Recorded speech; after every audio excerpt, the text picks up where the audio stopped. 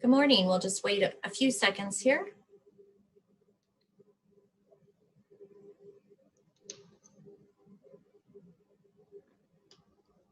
There's Wayne Heilman. Hi, long time no see. That's true. You know, Dennis is doing the weekly stuff since I got too much to do, especially with the president directing Space Command somewhere else. Well, he said you'd be representing today, so good to see you. I think we'll go ahead and get started.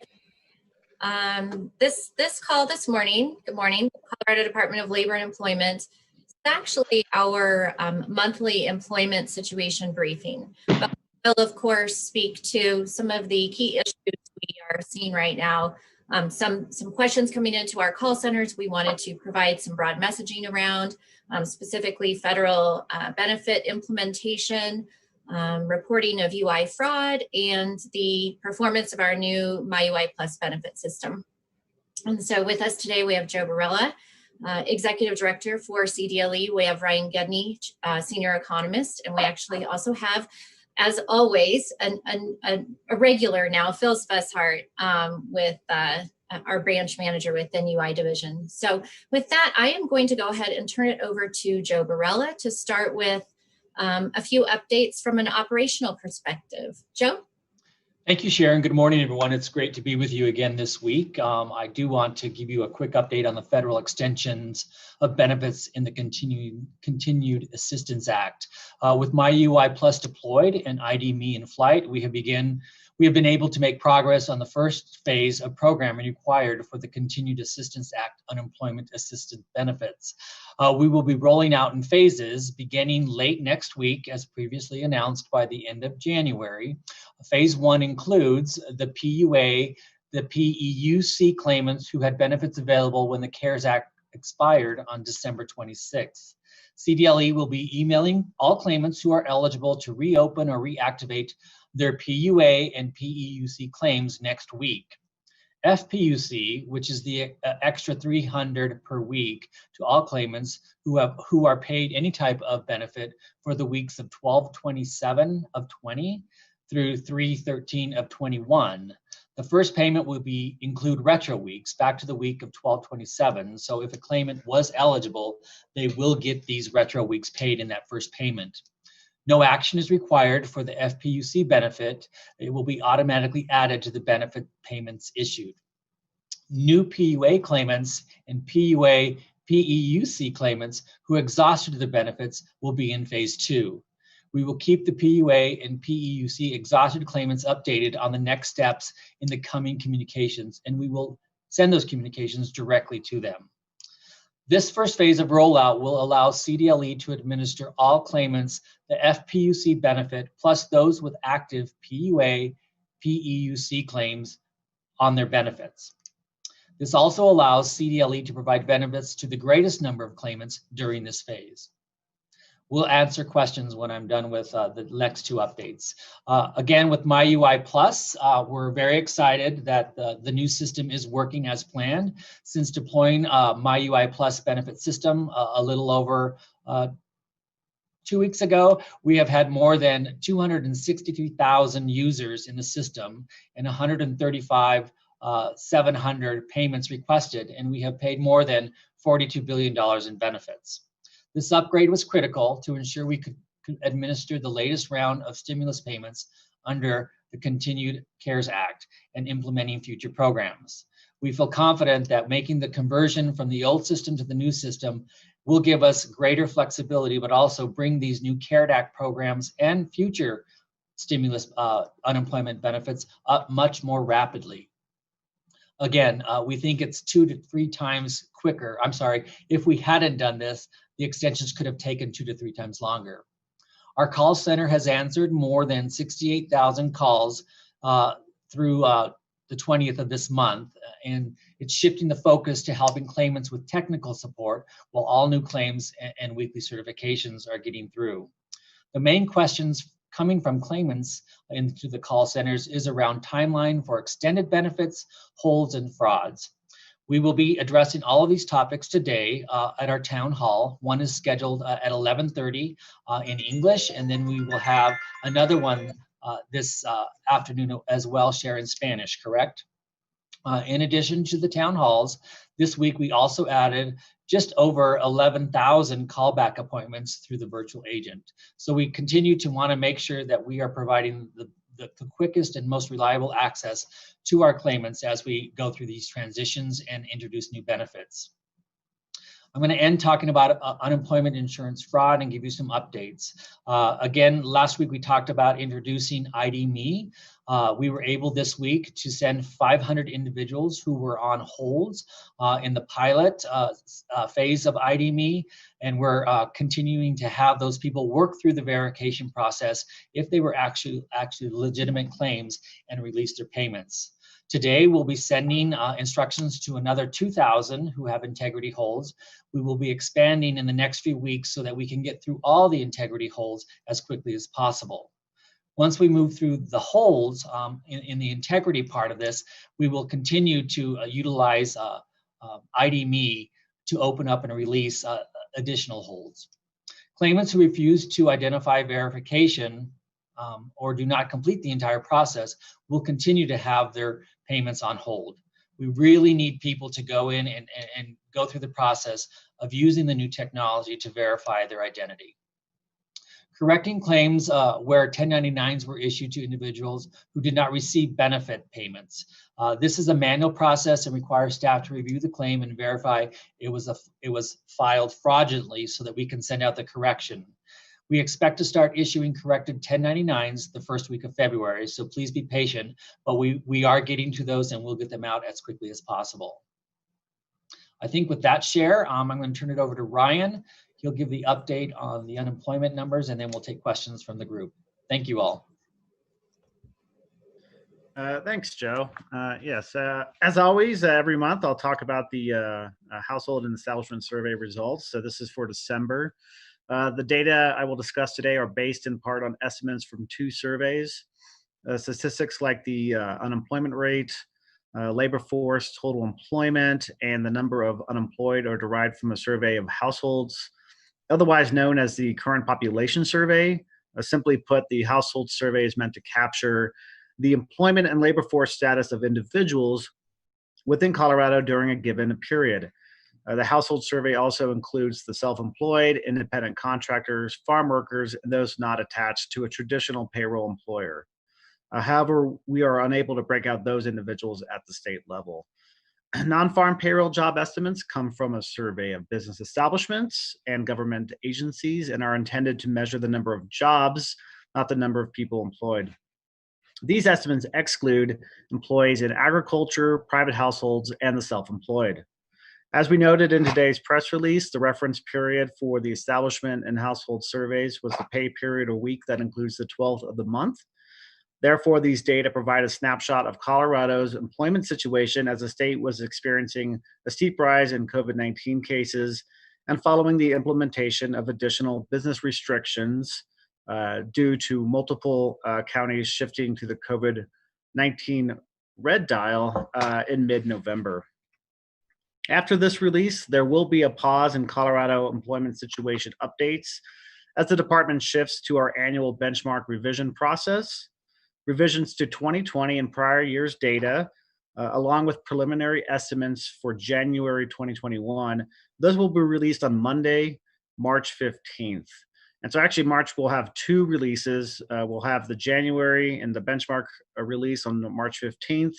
And then 2 weeks after that, we'll have the employment situation for February. So just keep that on your calendars. Speaking of calendars, our release schedule for 2021 is posted on our LMI Gateway website. So check that out if you just want to plan ahead. Results from the household survey, Colorado's seasonally adjusted unemployment rate increased significantly, moving from 6.4% in November to 8.4% in December. The December rate of 8.4% is the highest since June, when Colorado's jobless rate was 10.6%. The rise in the unemployment rate is most likely tied to temporary job losses connected to leisure and hospitality occupations impacted by numerous counties moving to the COVID-19 red dial in mid to late November. In December, the state's unemployment rate exceeded the U.S. rate for the first time since March. The U.S. unemployment rate was unchanged at 6.7%. As we mentioned in today's press release, the 5 counties with the highest not seasonally adjusted unemployment rates were Pueblo, Huerfano, Gilpin, Castilla, and Clear Creek. Among the 7 metropolitan areas in the state, Pueblo had the highest unemployment rate at 11.3%. Boulder and Fort Collins had the lowest rates at 6.9 and 7.4% respectively. Grand Junction, Greeley, Denver, and Colorado Springs all had rates between 8.2 and 8.6%. And it is recommended to compare all of these sub-state rates I mentioned to the statewide not seasonally adjusted unemployment rate, and that was 8.2% in December. As I mentioned previously, there was an uptick in temporary job losses due to additional business restrictions tied to the rise in COVID-19 cases. In December, we estimate that approximately 44% of unemployed individuals were temporarily laid off, compared to around 37% on permanent layoff. That does mark a shift from the 3 months prior, when the share of permanent layoffs exceeded temporary layoffs. Finally, the share of individuals in Colorado's labor force who are working part-time but would prefer full-time hours, that did reverse course in December, increasing to nearly 6% compared to 5% in November. That share of 6% translates to approximately 190,000 individuals. These types of individuals are categorized as involuntary part-time or underemployed workers. And additionally, in this definition, part-time is determined as anything less than 35 hours. Shifting to the establishment survey, the preliminary estimates show that on a seasonally adjusted basis, Colorado non-farm payroll jobs declined by 20,300 from November to December. This represents the second straight month that payroll jobs have declined. Additionally, November payroll figures were revised up by 2,200 jobs, which improved the change from October to a loss of 4,700 compared to the originally estimated loss of 6,900. The total decline of 25,000 non-farm payroll jobs since October means the state has now regained 191,500 of the 342,300 non-farm payroll jobs lost in March and April. The total job gains of 191,500 over the last 8 months represents a recovery of about 56% of those jobs lost earlier in the year. A similar analysis of the change in the U.S. non-farm payroll jobs since April revealed the U.S. has also added back close to 56% of those lost jobs. Like in November, leisure and hospitality was the primary driver of job loss in December, with a drop of 36,100. Looking into more detail within that industry supersector, the accommodation and food services sector shed 29,000 jobs, while the arts, entertainment, and recreation sector lost a little over 7,000 jobs. As I mentioned in the household survey section, these substantial job losses are tied to leisure and hospitality occupations impacted by numerous counties moving to the COVID-19 red dial in mid to late November. And again, that wasn't an attempt to slow the rapid spread of the virus. And I believe we have seen a good decline in cases since that point. While there were heavy job losses within leisure and hospitality, there were also a number of industry sectors that showed strong gains in December. Retail added 7,100 jobs. Healthcare and social assistance jobs grew by 3,500. And administrative support services, that's heavily concentrated with employment and temp services, that gained 3,400 jobs in December. Looking back the past 2 months, leisure and hospitality has shed a total of 41,600 payroll jobs. However, over that same period of time, The other private industries and government have combined to add a total of 16,600 jobs. So there is some positive news baked into the headline jobs numbers. Over the last 8 months, private businesses have added 215,000 jobs compared to losses totaling 332,200 in March and April. That represents a recovery of about 65% of private sector jobs lost earlier in the year, which outpaces the US rate of around 60%. And then finally, I will cover jobs added by metro area. Again, we do not break out non-farm payroll jobs estimates by county. The four largest metro areas, Denver, Colorado Springs, Fort Collins, and Boulder, they combined to lose a total number of 18,500 payroll jobs in December. So job losses last month were primarily concentrated along the Front Range.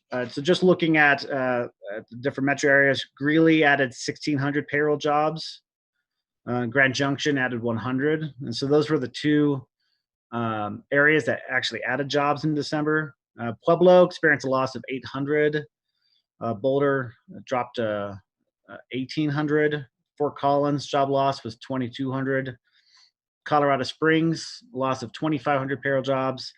And Denver was the largest loss in jobs, 12,000. And that makes sense given the really high concentration in restaurants and leisure and hospitality type businesses within Denver metropolitan area. And with that, Sharon, do you want me to answer Charles's question or shift it to you? We can go ahead and take questions, and then we'll go back up to the top of the agenda and recap some of the things that Joe mentioned. So go ahead, Ryan. Sounds good. Yeah, Charles, that's a good question about, shifting back to orange. I believe a lot of those counties I mentioned shifted back to orange early in January. And that is important because that is before the reference week of the 12th for January. So I would expect some impact for those industries in terms of able to, I believe capacity is only at 25%, but able to sit people inside rather than outside. So that can help. Although I still think cold weather is going to hold back some of that hiring within the restaurant industry. Aldo, do you think PPP funding will help? It's quite possible. Again, depends on how it's rolled out, but I believe baked in is to retain individuals. So if that same requirement is attached to PPP, I do think that will aid in keeping those job numbers either level or we could see some gains. Again, I could expect first quarter. We may still see some losses or, kind of leveling off of job gains. But second quarter, I think, is when we're going to start seeing things really turn around, especially as we see,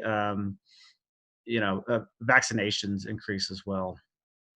Let's see here.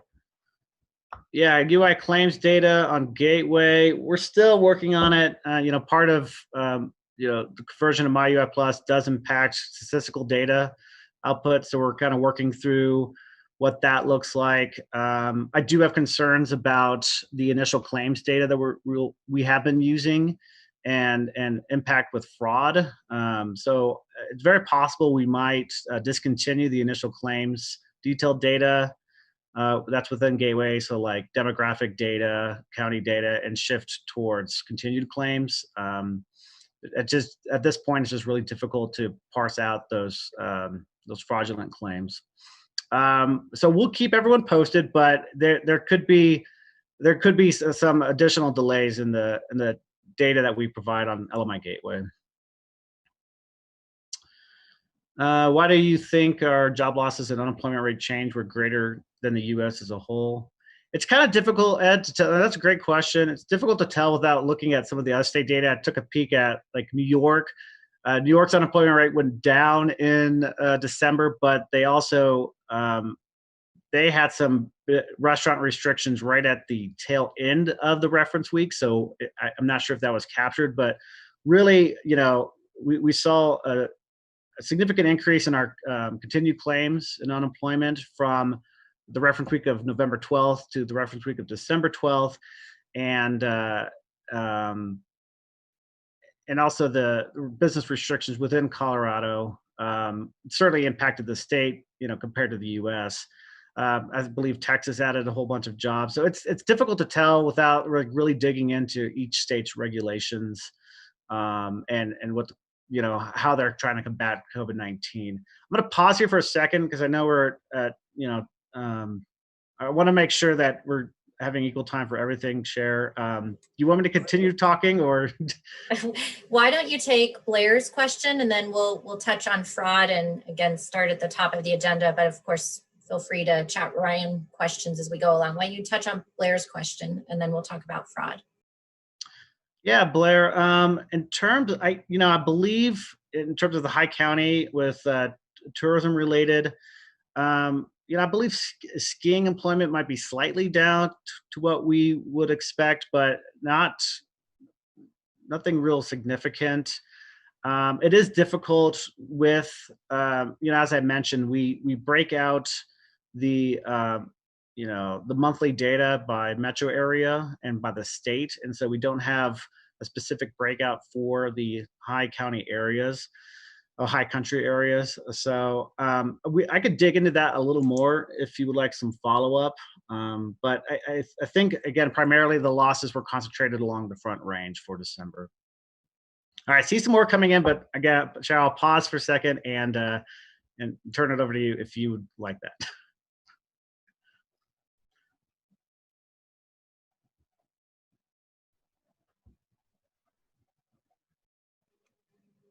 I was going to grab some notes because I know we spoke about the next steps for the PUA and the PUC fairly quickly. So I'm going to place some talking points into the chat for everybody so you have those. These will be sent out following the press call as well. And of course, we'll go over them again. But Ryan, is there any other question there for you while I post these talking points into the chat? Yes, we have a question about, I'm not on mute, about oil and gas. So I can speak to that. Do you have a sense of how oil and gas jobs employment has fared over the past several months? Looking at some internal data, it looks like the job losses are leveling out in third quarter and late in the fourth quarter for oil and gas. We've seen, oil and gas was heavily hit with post-pandemic. Oil prices bottomed out. We saw a high level of claims activity and heavy job losses. Looking at that data, it looks like those losses are finally leveling out at near the tail end of the year, the third and fourth quarter. So that's at least a positive sign. And then I think 2021 it will be determined, if oil prices remain, at that $50 to $60 range, we're still going to see a good amount of production and subsequent return to employment. I think that's remaining to be seen. Okay, so I did just add into the chat. Sorry, it's a lot of content, but figured you could have it for the record. And again, we'll be sending this out after the press call. So we will end the call with just recapping the next steps with PUA and PUC, but I'd like to touch on some of the fraud questions. Let's just start with Faith. So in Colorado, as with almost every state, with the ending of the CARES Act, what we experienced was the fraudulent activity actually moved from that program when it expired on 12/26 and started to attack the regular UI program. Again, there were some anomalies in data in a number of other states. One state in particular saw at 1 week 172% increase in regular UI claims. And so that was what we saw in Colorado as well. What we had in place in the system paying the CARES Act benefits, however, were a number of fraud indicators, just over 25 or so indicators that would set a hold on the claim because of suspicious activity. Because of MyUI Plus and the migration into the current benefits program, taking the logic in the PUA program to apply it to regular claims, we were actually able to flag potentially fraudulent activity within regular UI as well. So that's kind of just a state of fraud in Colorado, Faith. What we're seeing now with the implementation of a new product called ID.me is we are able to request that the claimant go through an identification verification process. For example, another state that applied this mechanism went from 150,000 claims a day to 5,000. We certainly will give claimants ample opportunity to verify their identity with us, but without that identity verification, we will not make payment on those claims.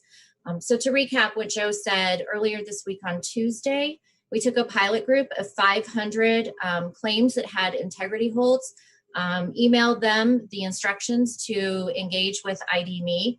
I believe as of today, 138 of those people have actually completed the verification process. We will go ahead and call the balance of those claimants again, directing them to the ID.me solution. But without that identity verification, the integrity holds will continue on those claims.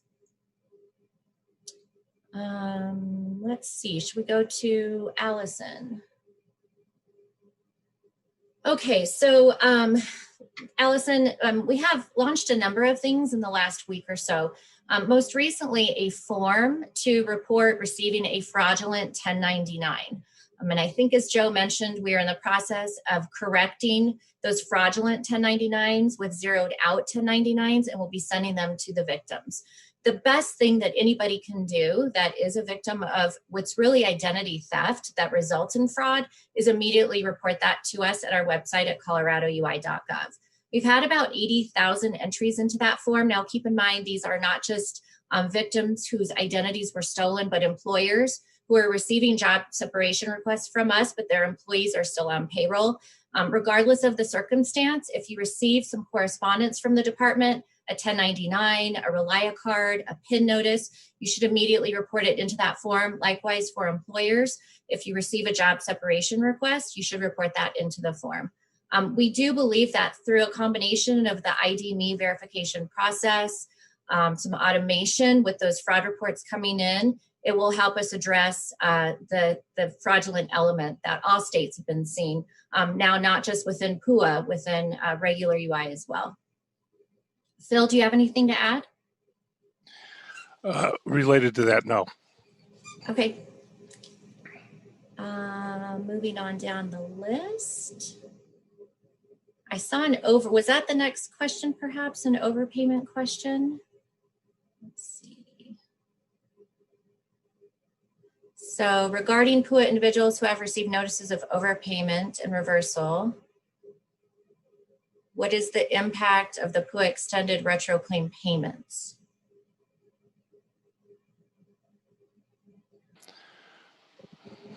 So I'll try to answer that, right?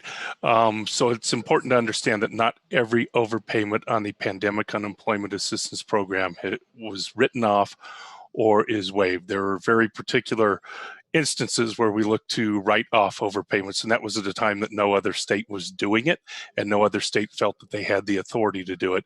And that was based on individuals who had provided their tax documentation as required, but due to the misunderstanding that had occurred initially with the claimant affidavit form that we felt wasn't clear, it was clear they weren't at fault related to those. So long as those individuals had provided that information, and then that information resulted in them receiving a lower weekly benefit amount than we had been paying them, we have written off those overpayments. We would continue to write off those overpayments from that group. A reminder that we updated that form to make it more clear. So going forward, it may be less likely that we would write off those overpayments. However, the CARES Act does now provide a provision for states to be able to waive said overpayments. That generally, though, a waiver requires that a claimant makes said request, and then they need to establish that they were not at fault for that overpayment in order for those to be waived. So any kind of mass write-offs as we fix that form would not occur for claims rolling forward when they filled out that new form that we believe is clearer, at least at this time. And I think there was a follow-up to that question about how we will be applying repayments of overpayments when we resume PUA and PUC. Correct. So if there's an overpayment on there that we're not writing off or waiving off, right, one of the first ways that you recapture that is after 27 days after notification, it begins to reduce the individual's weekly benefit amount by 50% to offset those overpaid benefits. Thanks, Phil. Joe's question, will IDME add processing time to new claims? Will it take longer for people to get their money? The short answer is we're starting with those claims that currently have integrity holds. And so just again, to recap, anybody who has a program integrity hold should call the call center. Their claim will be flagged for review and they will be directed to the IDME portal. Keep in mind, you must be directed to the portal through an email we send you. Unfortunately, you can't just log on to the portal if you haven't been told you have a hold, because we are actually syncing up the results of the IDME verifications with the payment process. So for a claimant who hasn't had a hold but wants to just ensure they don't have one, unfortunately, those systems are not yet automated. So it really doesn't provide any value right now to just independently go on through the IDME portal. So for example, we mentioned this last week, when we deployed MyUI Plus, we immediately saw holds on about 140,000 claims. Of those 140,000, we've had, I believe, just over 1,200 individuals call into the call center to report a program integrity hold. For now, as we move through the backlog of holds, that is the best way to notify us that you do have an integrity hold. Again, you will be required to go through the IDME verification process. Our goal is to address those claims right now that have program integrity holds first, and then we'll be applying the same mechanism to new claims. I think that answered Joe's question and Tatiana's. So Katie, I'm not sure if you heard Joe's update at the beginning of the call. We actually opened up 11,000 slots 2 days ago.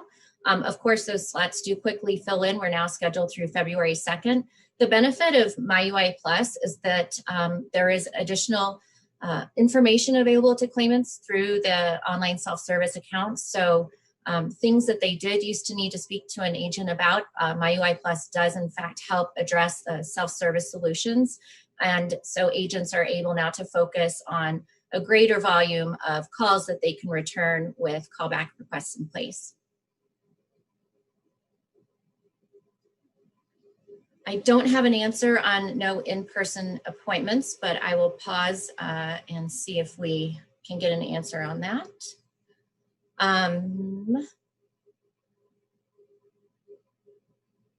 Ryan, this is for you from Wayne. Yeah, Wayne and Blair, good questions about that. You know, I think I also have a really lengthy explanation too, more detailed probably than what anyone needs or wants, but I'm going to probably include that in our talking points in terms of kind of what's going on with initial claims reporting and how MyUI Plus or the shift to a new system can impact that. But really what this is Wayne, the what's on the USDOL report comes from a report that we send. We actually transmit 2 weekly reports to the Employment and Training Administration. These are federally required reports that we need to submit every week. And so if you see on, I believe it's page 5 of the USDOL press release, it's referred to as an advance claim. And so we were able to transmit data for that particular report, and that's where USDOL gets that data point from.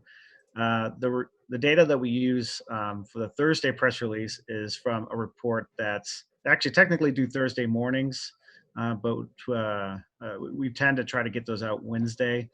But you know, this is kind of goes hand in hand with any monetization process. Is with the statistical reports.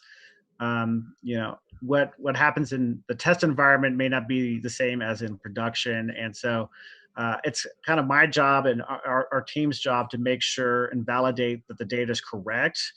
And so I'm going to expect that there's going to be some bumps in the road for some data validation for the next couple months. And basically what it boils down to is we just didn't have the data in time as we prepared for the press release. Again, I'll send out some detailed notes on kind of the timing of all this and explaining, why this might happen. I do want to make clear, though, that these types of problems are not connected with inability to pay people or anything like that. This is purely for statistical reporting purposes.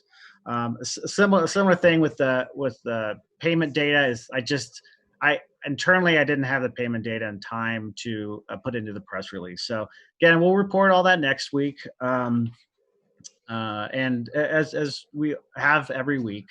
But thank you for the question. Appreciate it. Phil, before I proceed to the questions, we had a question come in from a Facebook group that I thought might be good to address on this call. It was a question about requesting payment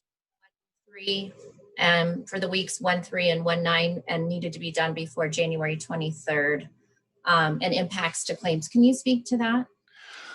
Correct. So individuals have 14 calendar days from the end of that last date to file or certify for the week. Otherwise, the claim will close down. So if an individual has not yet filed for the week ending January 9th, after today, you'll be at 14 days. Their claim would close down. They would be required to go in and reopen that claim at that point in time in order to begin collecting from that point forward. Also on MyUI Plus, individuals may see multiple claims that they can certify. What they have to do is certify the oldest week first. So in other words, if I had on my homepage showing the certifications available to start for January 9th and January 16th, I would need to complete January 9th before I could complete January 16th.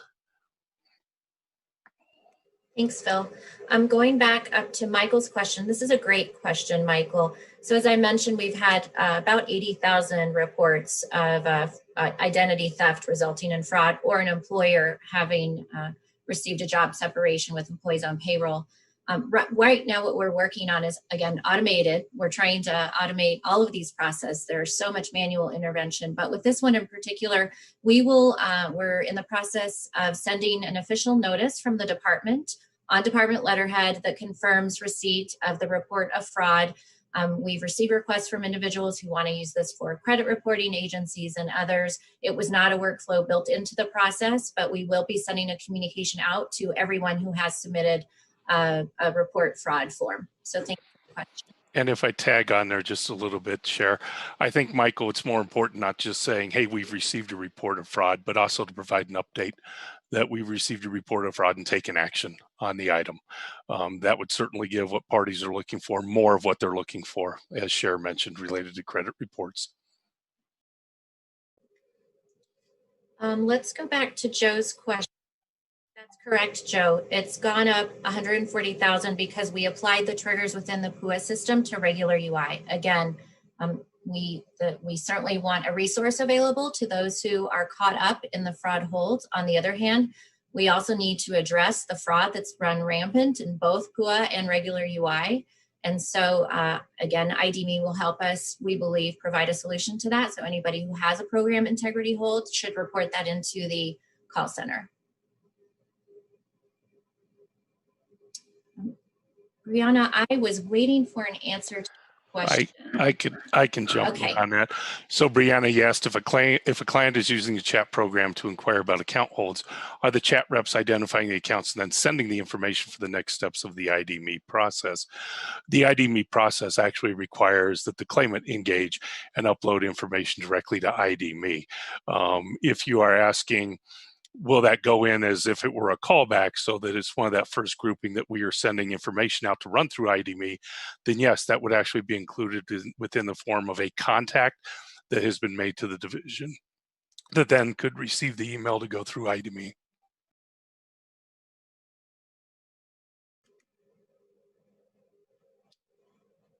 Will FPUC be for part-time and full-time people? FPUC will be similar to how it was last time around.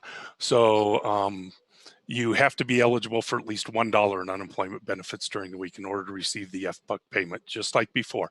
So you may be partially employed and working and reporting earnings, so long as you were eligible to receive at least a reduced payment from us on the benefits, whether that be a PEUC benefit, whether that be a PUA benefit, or whether that be regular state benefit, then you would qualify for that full $300. So the rules for that remain the same as they did for the $600. It's just a lower dollar amount. I think we also had the question about when do we hope to start making those payments? Great question. Joe mentioned this at the top of the call.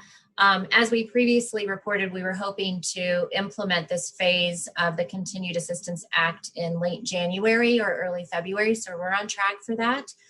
We believe late next week.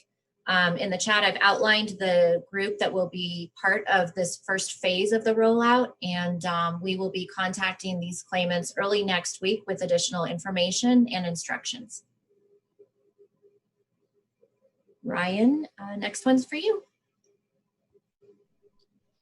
Yeah, Wayne, you asked if we expect the increase in the unemployment rate in January. So part of this too, when I talked about the benchmark revision process, again, we'll have, we're going to go through that with our benchmark revision. Every state does that, same with at the US level. And so in March, we're going to have revisions, actually, I believe back to 1990. Those changes will be pretty small, but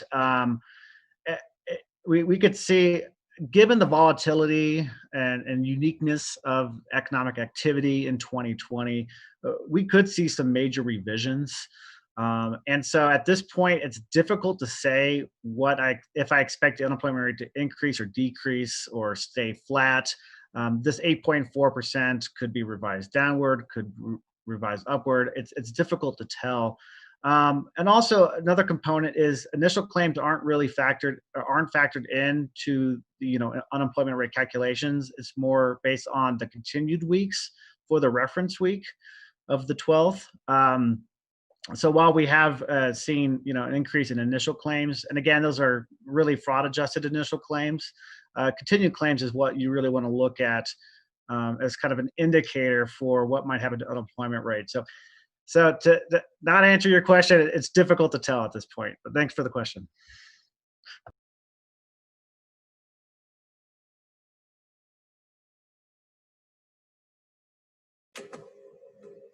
But that means, Tamara, let me see if I can see her. Does that mean FPUC starts paying out next week? Nope. That means FPUC, which is the $300 available to those both regular UI claimants and the individuals within the PUA and PUC programs who have not exhausted their benefit amounts. Plus, again, the FPUC to everyone will go to regular UI plus PUA PUC. It's up in the chat, so I'm happy to paste it again. And I say late next week because we're aiming for Friday, but we will need to report to the impacted claimants early next week, but that is our plan. So I think I answered your question. Phil, anything to add? Yeah, I was just going to try to make sure we clarified and said, Tamara, just a quick reminder, we believe the FPUC program will roll out together with that first rollout of PEUC and PUA. So to the extent that we currently have individuals on a regular state unemployment claim that are filing, then the FPUC rollout that occurs at that point in time would go back and pick up on those individuals who are also eligible, who are currently receiving benefits on regular state UI back to that 12/27 date.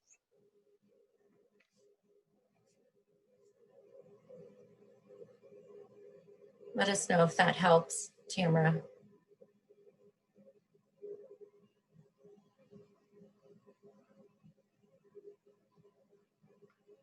While we wait for more questions,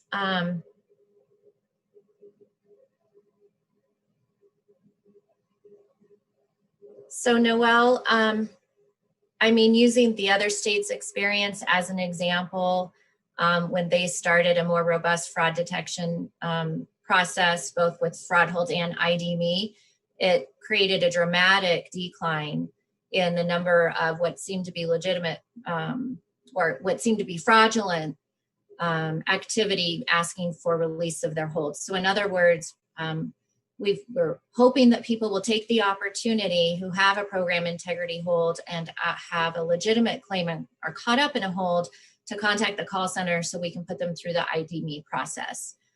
Given the increase, I believe, in claims we saw, Ryan, after CARES Act expired and the dramatic increase into the regular UI program, we did believe a lot of that activity was fraudulent. And so now, again, having the opportunity for an individual to confirm their identity with the department, we would hope individuals would take up that opportunity if they do have a program integrity hold. But I think the data did indicate some fraudulent activity based on the increases that we saw once the CARES Act expired. And I would add a couple pieces here, Noel, which is, remember, we also have that online ability for parties to report that they've been the victim of identity theft and that a claim looks like it was filed in related to their name. So I can tell you that claims that are coming in through that manner, number one, it allows us to shut down a claim. But number two, it's also allowed us to see on some of those reports that our fraud holds, we're already holding many of those claims now that we moved over into MyUI Plus.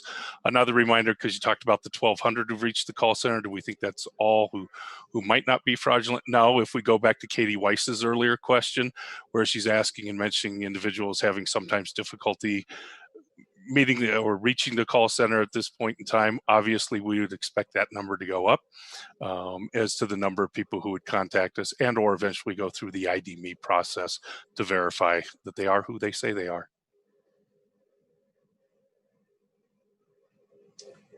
I'm not sure I understand the next question, Phil.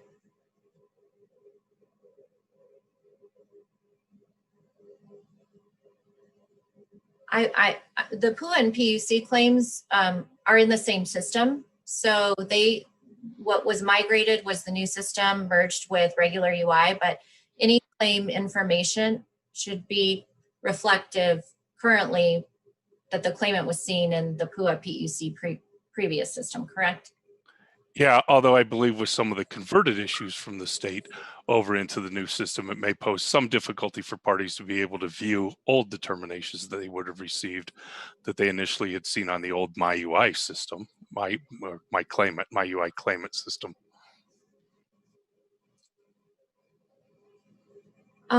So back, I think I missed a question from Tamara.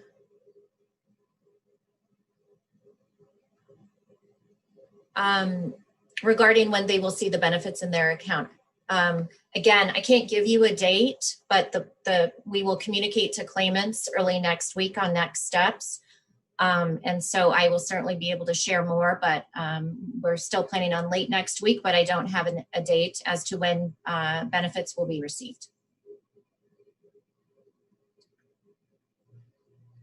So to go back to what action do claimants need to take? Somebody receiving regular unemployment benefits needs to take no action. Those who had a PUA and PUC claim, we will follow up with them on steps that they need to take, and their FPEC will be added to their benefit amount.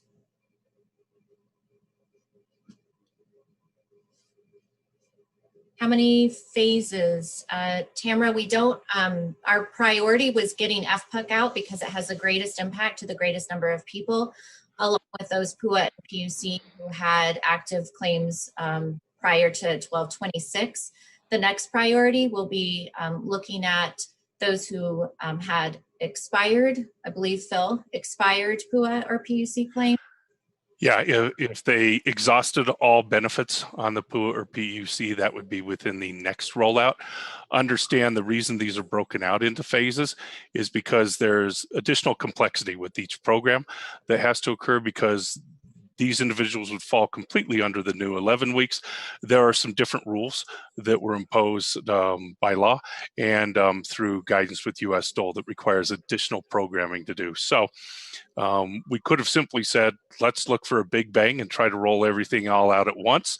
But then you have great numbers of people who unnecessarily had to wait additional time just so we could roll it out for everybody at once. So understanding, Tamara, that's not necessarily an answer that individuals who exhausted all of those benefits are going to enjoy hearing, because it means they are sitting there longer before they're able to qualify and receive those benefits. But in the meantime, we've been able to pay other individuals who still had benefits remaining without holding those up. So similar to what you're seeing are discussions related to vaccine rollout, right? And how they've tried to prioritize vaccine rollout. We're trying to also prioritize exactly how we roll out these phases to ensure that it's the shortest amount of time possible for each specific type of group that is impacted.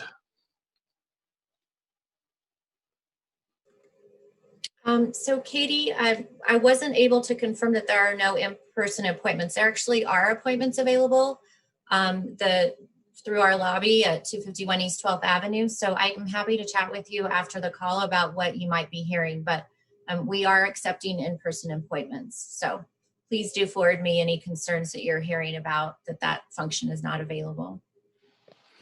Yeah, I think the only thing I might add to that, Cher, is, again, it's a volume issue, right? So if we think about the Denver Broncos, when they were winning a whole lot, when you could actually go to the stadium, right? There's only 76,000 people that can get in and watch a game there. So some people have to watch on TV.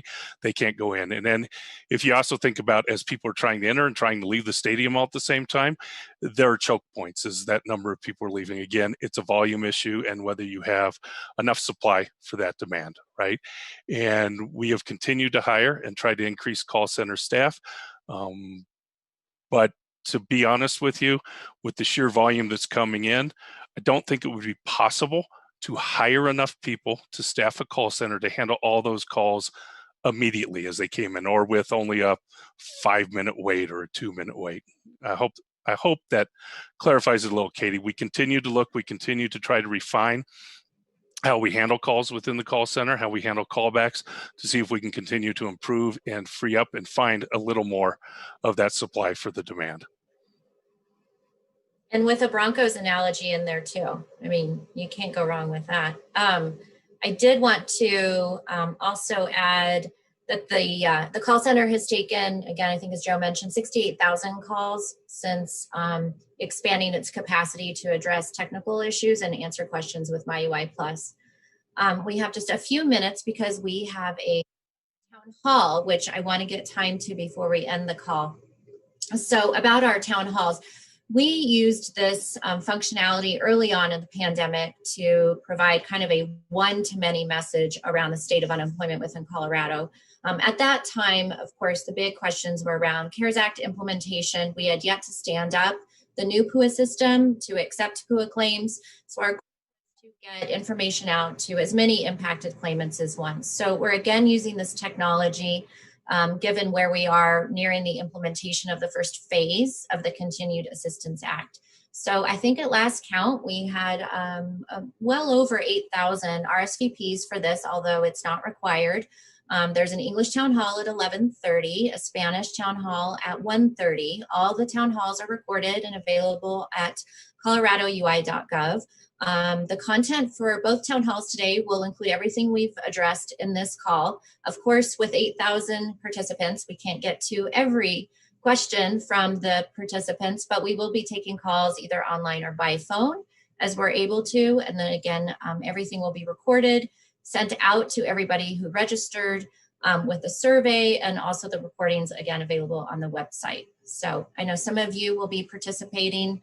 Other states have used this. Again, we used it for, I believe, a series of 3 town halls in the spring. We hope it's just another opportunity to get information out to so many people who are needing some assistance. So yes, Faith, you are welcome to attend the town hall. Lastly, the login information is now posted at our website at coloradoui.gov. We also emailed everyone who RSVP'd the login instructions this morning, so they should have those as well. And you don't need to RSVP to participate. So I think if we don't get to your question in the next couple of minutes here, if you can please just get in touch with me, we'd be happy to respond afterward. Phil, Tatiana's question. Yeah, I was looking at that. So Tatiana asks if someone is close to exhausting their benefits, for example, a part-time waiter from a long-term restaurant closure, is the length of that eligibility time also lengthened, or the end of the eligible UI time is set? So when an initial unemployment insurance claim is filed, Tatiana, it is good for a period of 52 weeks in which there is a certain monetary value to it, which at maximum for a Colorado claim is 26 weeks worth of benefits. An individual who is fully unemployed during a period of right now that the waiting week has been waived for 26 weeks would exhaust all of those state benefits in 26 weeks. An individual who's partially employed, it may take them longer than 26 weeks to exhaust that 26 weeks worth of funds. At this point, when they exhaust it, then they may be eligible for PEUC. However, it's somebody at this point in time who'd be exhausting, it would be one of those PEUC claims that'll be rolling out in phase 2, because then they will have exhausted their benefits before they can go on that new program, and it would be the PEUC program effective through congressional action, the presidential signature after 12/27, which would provide them the initial 13 weeks, because remember they extended that total by 11 weeks. So the 13 weeks plus the additional 11 for 24. And Michael, I will leave here with one of our workforce centers so we can respond to your question offline. If you could just chat in which workforce region you're with. We do a regular report out to our folks working in the workforce centers throughout Colorado. So we'll flag your question. I just don't know which workforce center you're with. And I do need to go just so I can clarify another piece for you, Tatiana. I said it would go up to 24. However, remember that the current PEUC program ends and then has a phase out in it. So the last payable week on the current version of PEUC along with PUA is going to be the week ending April 10th. And that's provided somebody still had a balance and was actually filing for those benefits as of the week ending March 13th of 2021. And so whether somebody would be able to exhaust that full 24 weeks would remain to be seen as to whether there are additional extensions beyond that. And I did receive word, Michael, that yes, we will share correspondence to claimants with the workforce center staff. So there you have it. So that we can prepare for our next event, we'll go ahead and conclude the call. Ryan, as a reminder, when will our next report be with benchmarking, and what's the schedule for the next update? What did I say? Yeah, March 15th, Monday. It's going to be one of those weird Monday releases, but Monday, March 15th will be our January release, and that will also coincide with our benchmark revision. So I'll go over the January data for that, but also, hey, this is after revisions. This is what 2020 looks like for unemployment rate and job numbers. And I do expect we will have a press call next week when we have more to report out on the implementation of the Continued Assistance Act. So stay tuned for that advisory, and please let me know if you have any questions from today or otherwise. And thanks for participating, and we'll see you soon. Thanks so much.